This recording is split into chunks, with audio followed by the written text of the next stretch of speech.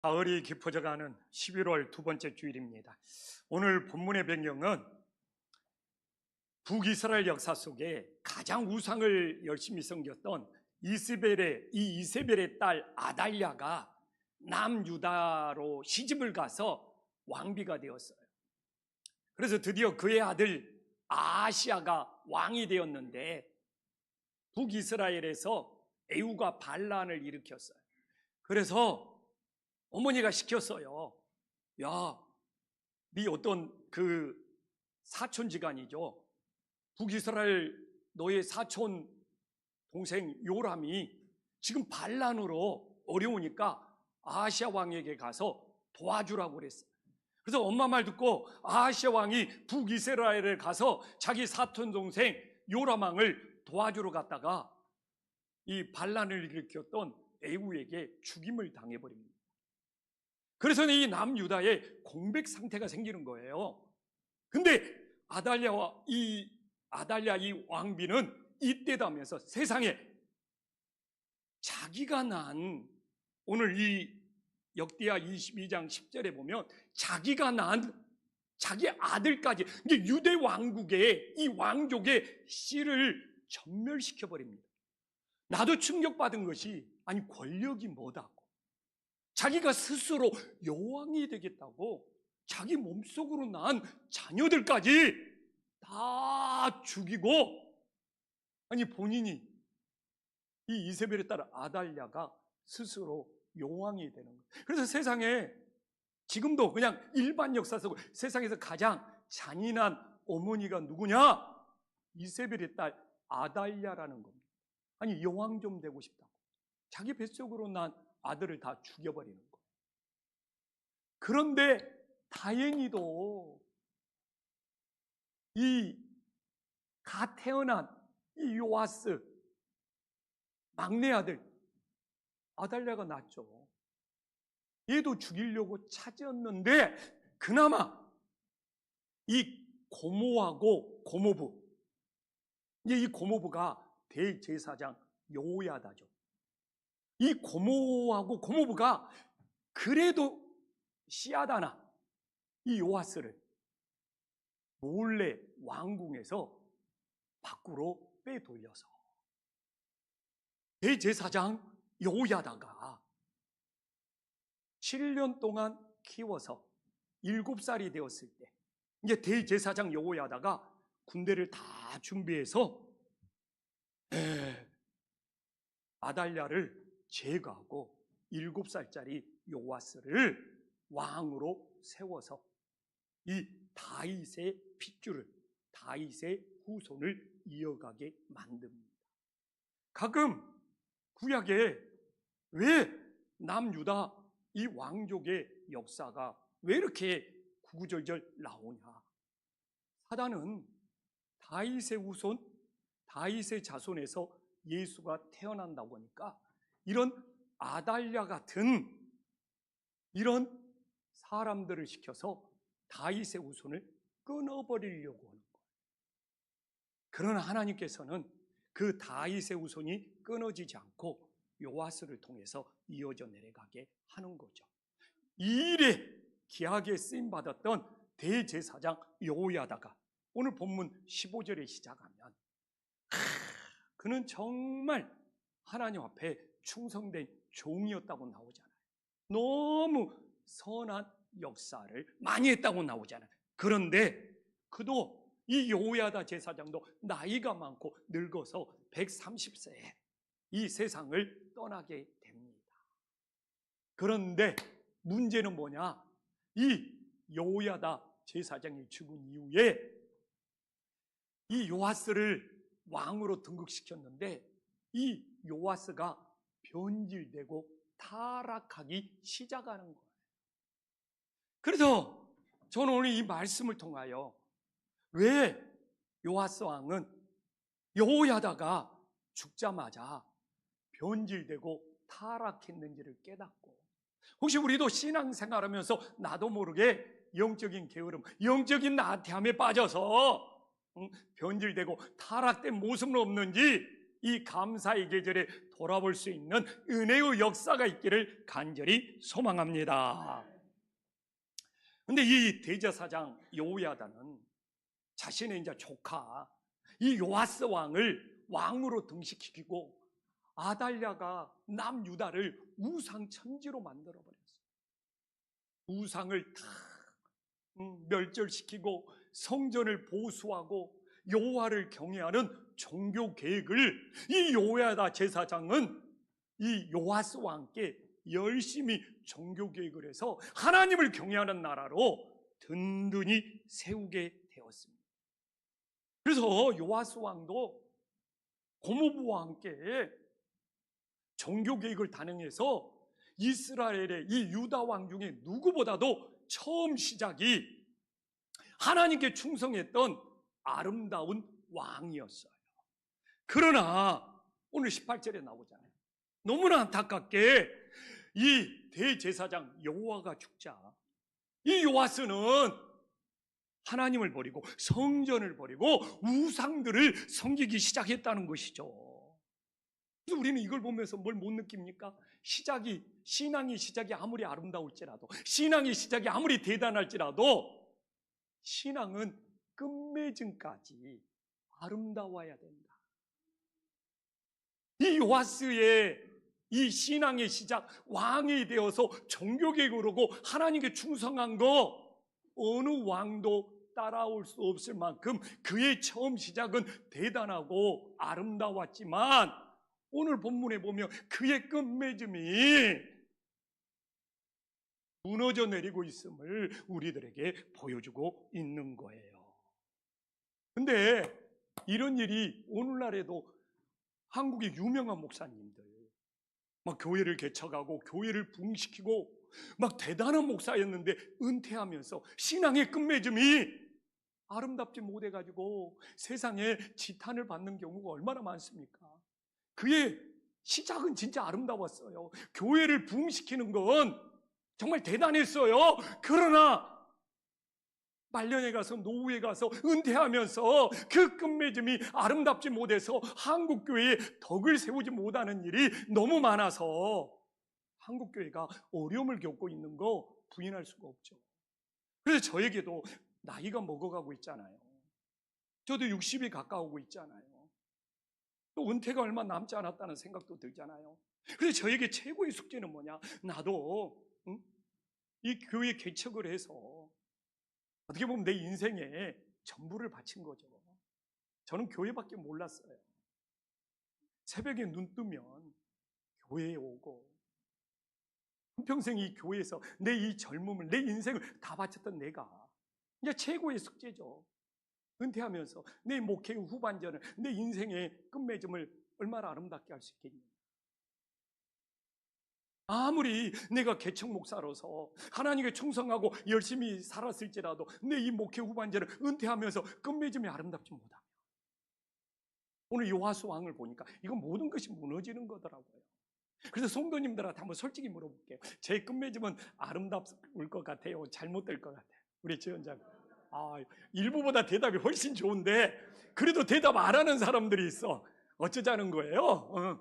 대답 안 한 분들은 하나님께 맡긴다는 거겠죠. 진짜 기도해 주세요.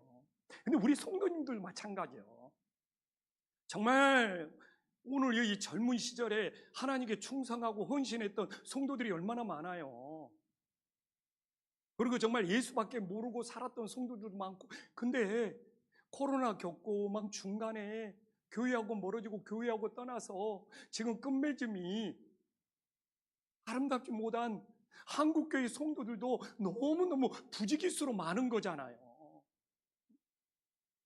그들도 엄청 주님께 열심히 하고 막 교회에 충성하고 막 어떻게 보면 젊은 시절에 한국교회 성도님들이 열심히 있었으니까 한국교회가 붕괴했어요. 근데 그런 분들 중에서도 끝맺음이 흐지부지 되어버려요. 끝맺음이 없어요. 교회하고 멀어지는 분들이 부지기수요. 이게 오늘 이 시대를 살아가면서 오늘 이 요아스 왕을 보면서 진짜 신앙의 시작도 중요하지만 신앙의 끝맺음을 아름답게 할 수 있기를 간절히 소망합니다. 그러면 사실 이게 신앙의 끝맺음을 잘합시다. 이건 좀 주입식 설교예요. 요아스 왕이 왜 신앙의 끝맺음을 잘 못했을까? 이걸 우리들이 찾아야지 우리들의 삶에 적용할 수 있는 거예요. 왜 요아스 왕이 신앙의 끝맺음을 잘못했을까요? 17절에 나오잖아요. 하나님의 말씀을 들어야 되는데 사람들의 말을, 정치인들의 말을, 관료들의 말을 듣기 시작하면서 끝맺음이 잘못되어 가고 있음을 알 수 있어요. 오늘도 우리 성도님들이 교회에 나와서 한번 물어볼게요. 하나님 말씀 들으러 왔습니까? 사람들 말 들으러 왔습니까? 근데 집에 갈 때 상처받는 것은 하나님 말씀 들어서 상처받습니까? 주변에서 무심코 한 사람들 말 때문에 속상해서 돌아갑니까? 이렇다니까. 진짜 이게 현실이요. 신앙생활하는 목적이 하나님 말씀 들으러 왔는데 교회 와서 속상해서 돌아가는 것 보면 사람들 말들 때문이에요. 이러니까 신앙의 끝맺음이 무너지고, 그런 사람들 말들 때문에 어떻게 되는 거예요? 나 그 교회 안 다녀. 이런 일들이 생기잖아요. 그래도 제가 이제 이 설교를 하니까 일부 끝나고 내려가는 길에 진짜 권사님 한 분이 찾아와서 내 손을 꼭 목사님, 교만만 하지 않으면 끝맺음 잘할 수 있습니다. 얼마나 위로가 되든지. 근데 하나님 말씀을 들을 때 교만하지 않고 겸손해지는 거예요. 우리들이 사람들 말들 때문에 신앙의 끝맺음이 무너지는 것이 아니라 하나님 말씀 들으면서 끝까지 겸손하게 신앙의 끝맺음을 잘할 수 있기를 간절히 소망합니다. 이럴 때는 옆 사람하고 웃으면서 인사해야 돼. 우리 함께 신앙의 끝맺음을 잘합시다. 아멘. 예. 아멘. 또 아멘. 근데 이 대제사장 여호야다가 죽었잖아요. 근데 왜 요아스의 신앙이 무너졌습니까? 오늘 2절에 보면 아름다웠다니까요. 이 요아스가 대제사장 여호야다가 세상에 사는 모든 날에는 요아스 왕이 여호와의 보시기에 정직하게 행했다는 거예요. 그런데 여호야다가 죽은 후에 요아스 왕은 여호와의 전을 버리고 우상을 섬겼어요. 왜 그렇습니까? 17절에 나오잖아요. 17절에 하나님을 의존해야 되는데 이건 철저히 대제사장, 사람을 의존하는 신앙이 되었기. 그러니까 여호야다가 그러니까 오늘 이게 아주 중요한 거예요. 이 아무리 대제사장 여호야다일지라도 요아스에게는 그 사람을 의존하다가 그 사람이 죽으니까 신앙의 방향을 잃어버립니다. 오늘날도 똑같습니다. 사람들이 신앙에 도움을 줄 수 있어요. 목사가 신앙에 도움을 줄 수 있어요. 부모님이 신앙에 도움을 줄 수 있어요. 근데 그 사람이 죽을 수도 있고 떠날 수도 있고 헤어질 수도 있잖아요. 그런데 요아스는 신앙이 그래서 무너져 버렸다는 거예요. 이건 뭡니까? 처음에는 사람의 도움을 받을지라도 우리가 사람을 의존하는 것이 아니라 우리 신앙이 하나님을 의존하는 믿음으로 든든히 세워지는 은혜의 역사가 있기를 간절히 소망합니다. 오늘날 지금 자녀들을 신앙 교육시키는 것이 굉장히 큰 숙제잖아요. 근데 왜 그러느냐? 부모가 막 데리고 다니고 부모가 자녀들을 교회로 데리고 올 때까지는 괜찮아. 근데 그러면서 그 자녀들의 신앙이 부모를 의존하는 것이 아니라 자기 자신이 하나님을 의존하는 믿음으로 세워져야 돼. 근데 이게 체인지가 안 되면 자녀들이 머리가 컸다고 부모의 통제에서 벗어날 수 있으면 더 이상 교회 안 다녀요. 그래서 저도 두렵고 떨리는 것이 그거예요. 나도 아들 있고 딸이 있잖아요. 목사님의 자녀고 목사님의 아들이고 딸이기 때문에 아버지 때문에 교회를 다닐 수 있단 말이에요. 그러나 아버지와 상관없이 아버지가 목사이든 아니든 그들 스스로, 내 자녀들이 스스로 아버지를 의존하는 신앙이 아니라 하나님을 의존하는 신앙으로 세워야지 본인 믿음을 갖게 되는 거잖아요. 그래서 지금 이게 한국 자녀들의 신앙교육의 맹점이에요. 부모가 끌고 다니면서 부모를 의존하는 신앙은 어떻게 유지하다가 자녀들이 결국 스스로 하나님을 못 만나니까, 하나님을 의존하는 신앙이 안 되니까 부모 없이도 본인들 스스로 하나님을 만나는 신앙이 돼야 되는데, 이 요아스 왕이 똑같잖아요. 고모부 대제사장이 살았을 때는 요아스의 신앙을 따라올 사람이 없었어요. 그러나 요야다가 죽어버리니까 사람을 의존하는 신앙이다 보니까 신앙의 방향을 잃어버립니다. 그래서 오늘날 앞으로도 세상이 바뀌겠죠. 사람들이 부모든 누구든 또 이 세상을 떠나가겠죠. 그럴지라도 우리 각자가 오직 주님을 의존하는 신앙으로 자기 믿음을 세워갈 수 있는 은혜의 역사가 있기를 간절히 소망합니다. 근데 하나님은 사랑의 하나님이잖아요. 끊임없이 선지자들을 보내주면서 요아스를 돌아오도록 얼마나 많은 선지자들을 보냈는지 몰라요. 하나님은 포기하지 않고 우리를 끝까지 사랑하는 것이죠. 그런데도 안 돌아. 그래서 하나님이 마지막 한 번 방법을 씁니다. 그렇게 요아스 왕을 도왔고 왕으로 세웠고 은혜를 베풀었던 대제사장 요야다의 아들 스가랴를 성령의 감동을 시켜서 요아스에게 보내줘. 팔촌지간 친척 못되고, 이게 하나님은 똑같아. 막 선지자를 보내다가 정 안 되니까 하나님의 아들 예수 그리스도를 우리에게 보내주셔서 우리를 구원하시는 것처럼 여러 선지자들을 보내다가 안 되니까 대제사장 요야의 아들 스가랴를 성령의 감동을 통해서 보내서 오늘 20절에 보니까 두 가지를 전합니다. 하나는 뭐냐? 여호와의 명령을 거역하여 스스로 형통하지 못하게 하느냐. 이게 불순종하는 인생은 형통할 수 없다는 거잖아요. 이게 우리 인생이 형통하기를 원한다면 하나님께 순종하는 인생이 될 수 있기를 간절히 소망합니다. 이게 저도 그런 생각이 있었어요. 아니, 하나님 말씀 한두 번 안 듣는 것이 뭐가 대수냐? 근데 이 불순종은 겉으로 보면 별것 아닌 것 같아. 하나님 말씀 좀 안 들었다고 난리 날 겁니다. 근데 안으로 들어가 보면 이 불순종이 무서운 거예요. 왜? 이 불순종은 하나님의 권위에 도전한다는 거예요.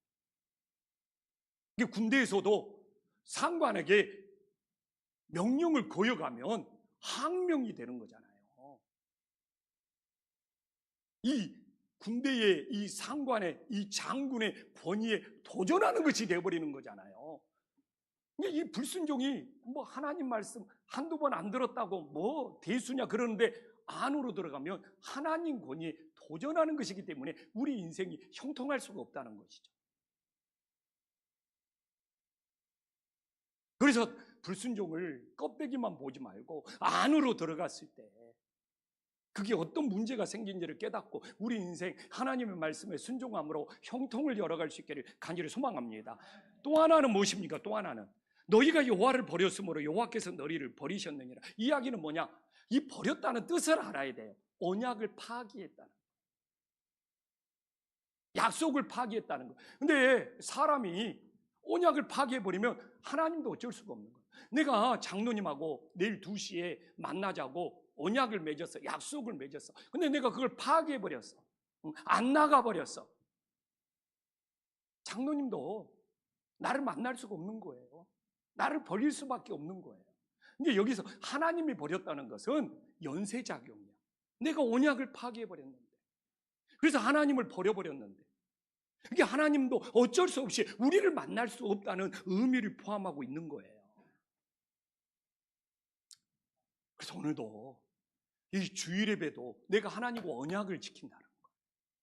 이게 어떻게 보면 하나님과 우리 사이에는 모두 언약으로 맺어져 있음을 믿으시기를 간절히 소망합니다. 근데 우리가 언약을 파기해버리고 언약을 지키지 아니하면 하나님도 우리에게 어떻게 할 수가 없는 거예요. 우리를 버려둘 수밖에 없는 거예요.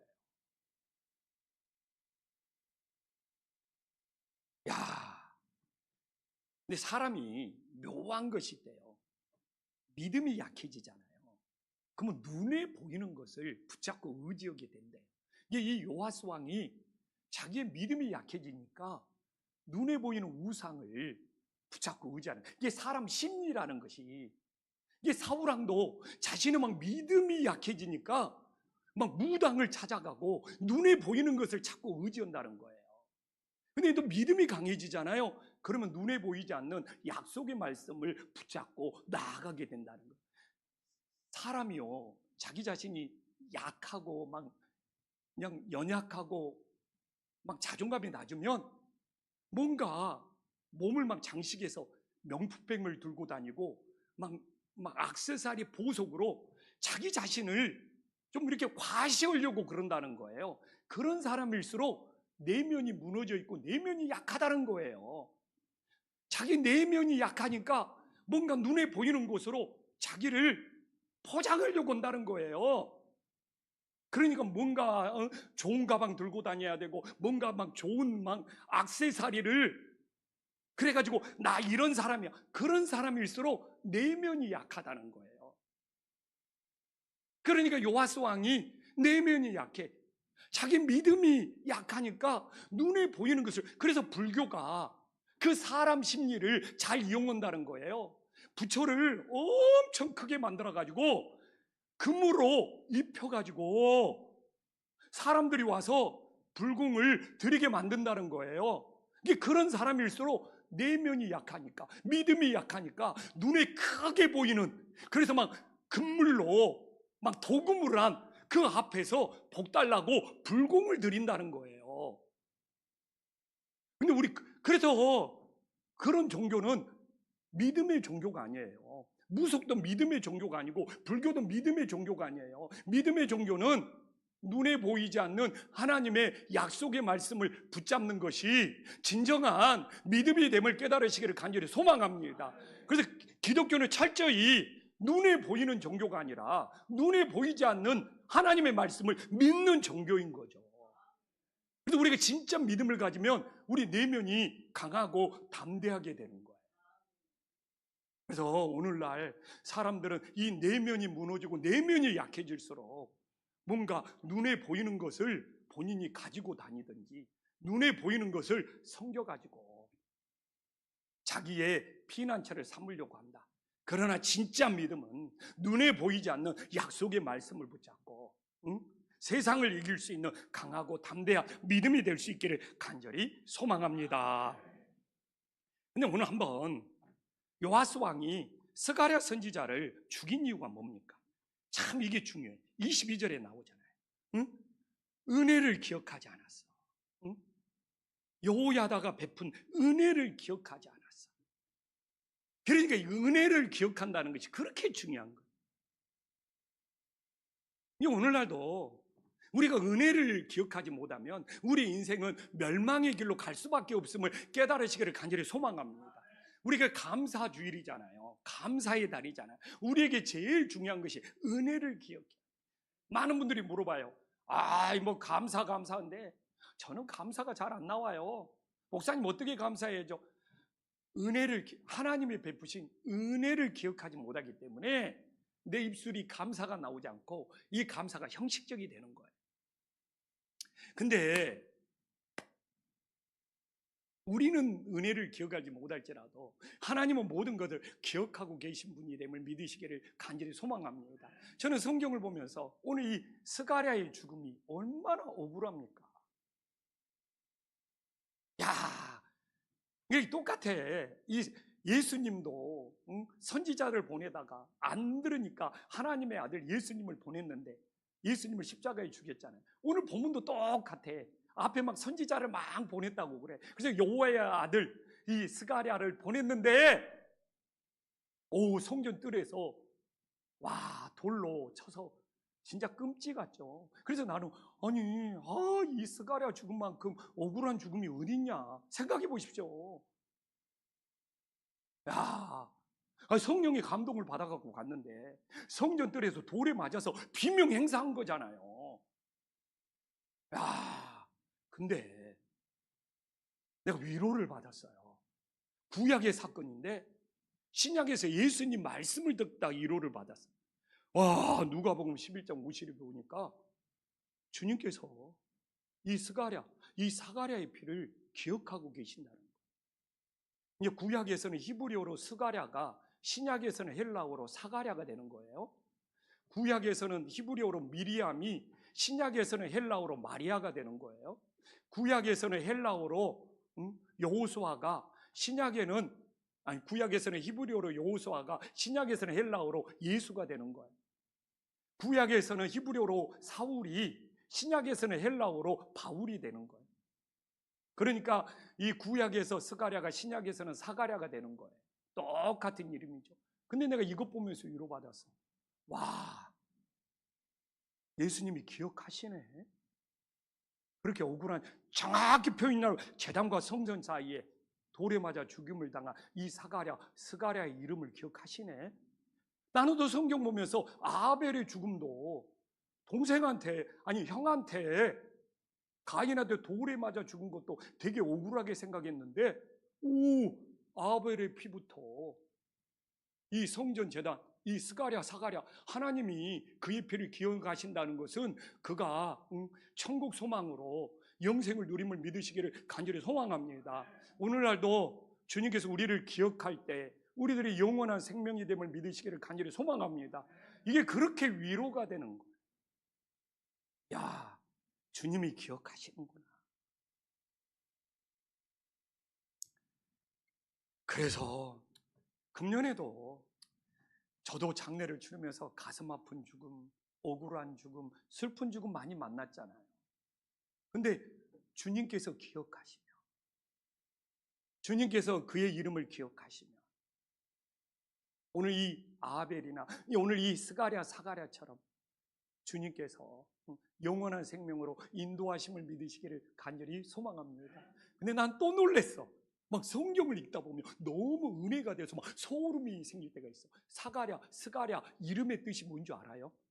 이거 뭐 네이버나 다 물어보면 나와. 기억하다라는 뜻이에요. 이름 자체가 기억하다는 뜻이에요.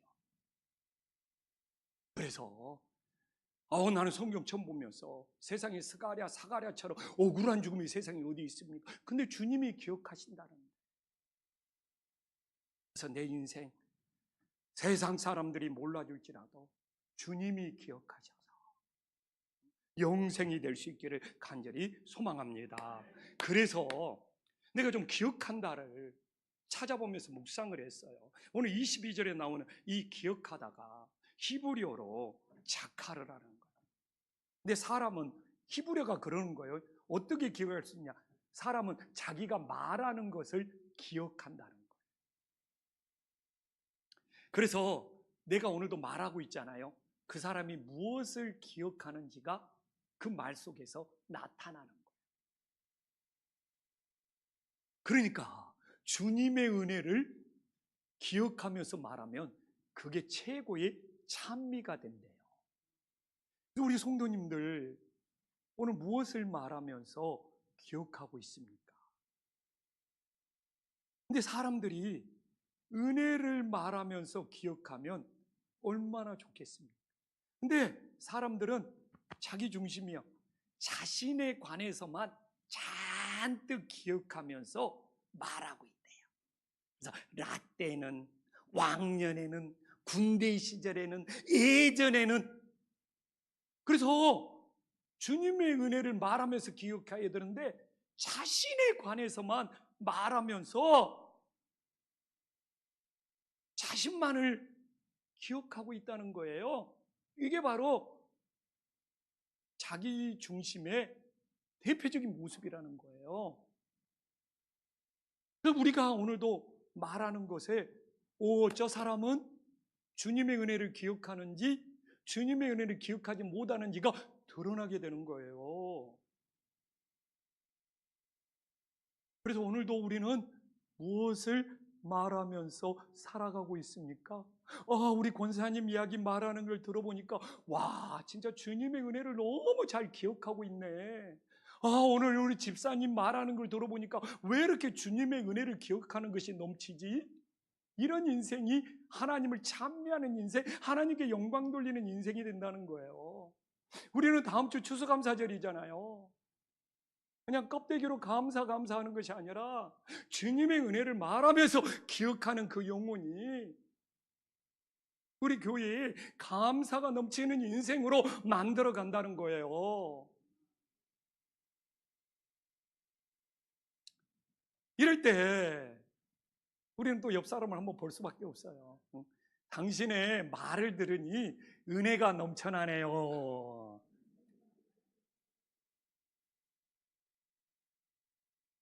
근데 자기 이야기만 하고 있는 사람들한테는 어떻게 은혜가 넘쳐날 수가 있겠어요? 이제 하나님 말씀 마무리할게요. 저는 지난주 수요일 이 동티모르 선교사님의 선교보고에 눈물이 나왔어요. 눈물이. 선교사님이 이 말하는 것 속에, 선교보고하는 것 속에 주님의 크신 은혜를 기억하고 있는 것이 감동이 되어서 눈물이 나오더라고요. 근데 눈물이 이렇게 맺힌 적이 언제냐면 사진 한번 띄워줄래요? 이 소녀가 초등학교 2학년 때 고아가 되었어요. 부모가 사고로 다 죽어버렸어. 우리나라 나이로 따지면 한 8살? 9살? 그냥 9살. 부모가 다 죽어버렸어. 오갈 데가 없는 거예요. 그래서 선교사님이 교회 옆에 움막을 지어서 이 9살짜리 아이를 살게 만들었던 거예요. 거기는 다 움막 짓고 산대요. 선교사님도 움막에서 산대요. 사계절이 여름이라 그냥 텐트 같은 움막에서 살아도 상관없대요. 다 그렇게 산. 그래서 움막을 하나 만들어서 이 9살짜리 부모가 없는 아이를 살게 만들었던 거예요. 그리고 선교사님과 함께 밥 먹고 생활하면서 선교사님이 학교를 보내줬어요. 근데 이 친구가 그렇게 주님의 은혜를, 하나님의 사랑을 기억하면서 이 9살짜리, 10살짜리 애가 교회 청소를 그렇게 열심히 하는 거예요. 주일 되기 전에 교회 청소를 그렇게 열심히 하면서 선교사님 학교 보내주고 그냥 함께 밥 먹으면서 함께 지낸 것밖에 없대요. 근데 이 친구가 그렇게, 그 어린애가 교회 청소를 그렇게 열심히 하면서 학교를 다니면서 자라났는데 금년 9월에, 거기는 이제 가을 학기니까 의대를 지나간 거예요. 선교사님도 놀랬대요. 이 간섭하고 참견하는 것이 아니라 그냥 함께 지내고 학교 보내주고 주일날 함께 예배드리고, 근데 이 친구가 그렇게 성실하고 그렇게 교회 와서 하나님의 은혜를 기억하면서 그렇게 교회 청소를 열심히 하던데 이번에 의대를 들어간 거예요. 근데 요새 선교사님이 더 자주 놀랜대요. 자기 의대를 마치고 의사가 되는 이후에 자기는 신학대본에 가서 선교사님처럼 목사가 되어서 동티모르 영혼들을 구원하겠다고. 아니, 동티모르에서 의대 가면 이제 출세길이 보장된대요. 근데 자기는 신학대본 가서 목사가 되어가지고 의술로, 말씀으로 동티모르 영혼을 살리겠다는 이야기를 자주 말하고 있다는 거예요. 그래서 선교사님은 의대를 마치면 한국에 신학대학원에 보내서 제대로 목사 안수를 받게 하려고 꿈을 갖고 있더라고요. 근데 우리 집사람이 이수정 씨가 식당에서 선교사님한테 물어봤어요. 선교사님이 돌보지 않았으면 어떻게 됐냐고. 친척집에 보내져가지고 그냥 집안 살림 시키다가 중학생 정도 나이가 되면 무조건 결혼시켜가지고 고등학생도 안 되어서 배불러서 아이 낳으면서 그런 고달픈 인생을 살아간다는 거예요.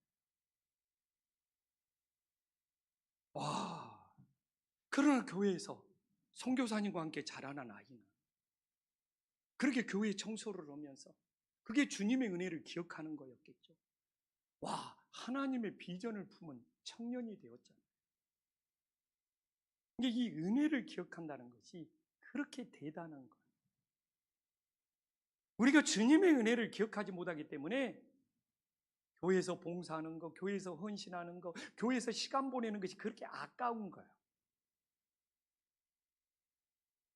주님의 은혜를 기억하면 그 주님의 은혜가 크면 클수록 정말 하나님 앞에 아낌없이 헌신하고 싶은 거예요.